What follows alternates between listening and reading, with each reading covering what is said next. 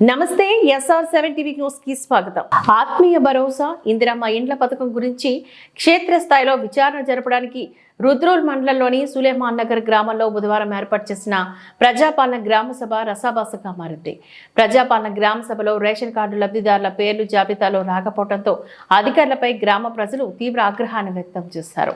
ముషాయిదా జాబితాపై అభ్యంతరాలు వ్యక్తం చేస్తూ అధికారులను నిలదీశారు.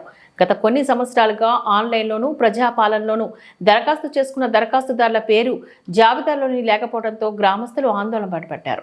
మరోసారి విచారణ జరిపి అందరికీ రేషన్ కార్డులు వచ్చేలా చేస్తామని తహసీల్దార్ తారాబాయి గ్రామస్తులకు హామీ ఇచ్చి శాంతింపజేశారు. గ్రామ సభలో పరిస్థితి ఉధృతంగా మారడంతో సంఘటన స్థలానికి ఏసీపీ శ్రీనివాస్, ఎస్ఐ సాయన్న చేరుకొని గ్రామసభ సజావుగా జరిగే విధంగా బందోబస్తును ఏర్పాటు చేశారు.